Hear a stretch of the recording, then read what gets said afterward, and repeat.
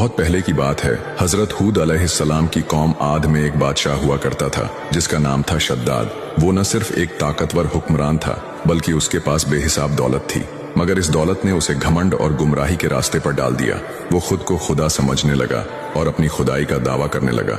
हजरत हूद अलैहिस्सलाम ने उसे समझाया और कहा, शद्दाद, अल्लाह एक है, उसी की इबादत करो, उसकी बनाई हुई जन्नत ही असली जन्नत है। लेकिन शद्दाद ने नसीहत मानने से इनकार कर दिया और उल्टा ये कहने लगा, अगर जन्नत सिर्फ अल्लाह के पास है तो मैं भी अपनी जन्नत बना सकता हूँ। शद्दाद ने अपनी जन्नत बनाने का हुक्म दिया।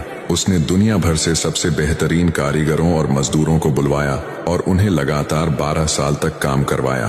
उसने अपनी जन्नत में सोने चांदी की ईंटों से महल बनाए, हीरे जवाहरात से जड़े हुए किले तैयार करवाए, दूध और शहद की नदियां बहवाईं, हर तरह के मीठे फल और बाग बगीचे लगवाए, रेशम और जरी के पर्दों से सजी हुई शानदार हवेलियां बनवाईं।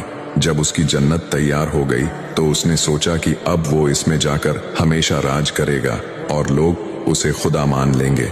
जब शद्दाद की जन्नत बनकर तैयार हो गई तो उसने अपनी पूरी फौज और दरबार के साथ वहां जाने का फैसला किया। वो शान और घमंड के साथ अपनी जन्नत की तरफ बढ़ रहा था।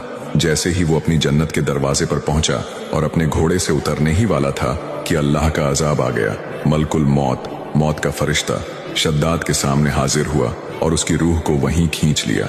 वो अपनी जन्नत को देख भी नहीं पाया और वहीं दम तोड़ दिया। कहा जाता है कि उसकी बनाई हुई झूठी जन्नत भी अल्लाह के हुक्म से कहीं गायब हो गई। कुछ लोग मानते हैं कि वो रेत में दब गई तो कुछ का कहना है कि वो किसी उजाड़ जगह में तब्दील हो गई जहां कोई नहीं जाता।